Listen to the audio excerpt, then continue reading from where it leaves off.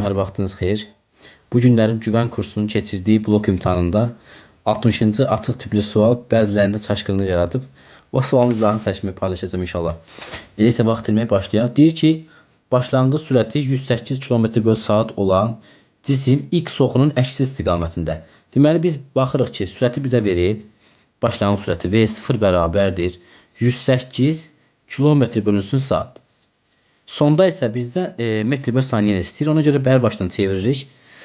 Deməli 108-i vururuq 18-ə 5-ə qısacası. Eləyir bizdə 6. 6 vur 5 30 metr bölünsün saniyə. Baxaq görə nə deyir? Deyir ki, X oxunun əksi istiqamətdə. Bunun altından qırmızı xətt çəkərik. Diqqətimizi bura yönəldək. X oxunun əksi istiqamətdə hərəkət edirsə, deməli biz X oxunun əksinə olanda V0 mənfi olmalıdır. V0 mənfi olanda X oxu əksinə olur. Deməli bizim bu başlanğıc sürətimiz neçəymiş? V0 bərabərdir mənfi 30 metr bölünsün saniyə. Mənfi 30 metr bölü saniyə. İndi davam edirik. Tədili verib bizə A bərabərdir 5 metr bölünsün saniyənin kvadratı. Tədilimiz isə A-mız müsbətdir. Biri müsbət, biri mənfi. Yəni sürətlə tədil, sürətlə qüvvə əks istiqamət olanda cisim yavaş hərəkət edir. Elə isə qrafikin ilk addımlarını ataq. Deməli biz VT qrafiki qurmağa çalışacağıq. V'nin T'nin asılı qrafiki. Başlanğıc sürətimiz mənfi 30 metr bölü saniyədir. Tədilimiz isə deməli 5'dir. Tədilimiz 5'dir. Deyir 10 saniyə müddətində sürət zaman qrafikini quraq.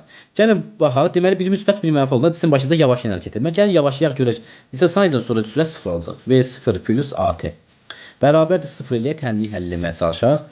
Deməli neçə saniyə olacaq onda. Mənfi 30 üstə gəlinsin. 5T bərabərdir 0'a.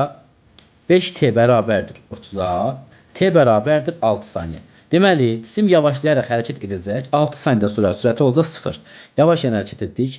6 saniyədən sonra oldu sürət 0. Yerdə qaldı mənim saniyəm 4 saniyə. Çünki 10 saniyə deyir axı, 10 saniyəm var.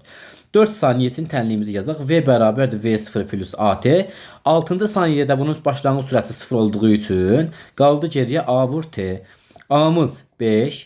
Zamanımız 4. Ümumi vuranda deyiləcək 20 metr bölünsün saniyə. Deməli 10-cu saniyənin sonunda bu cismin sürəti neçə olub? 20 metr bölünsün saniyə. Düzgün cavabımız bu formada olacaq.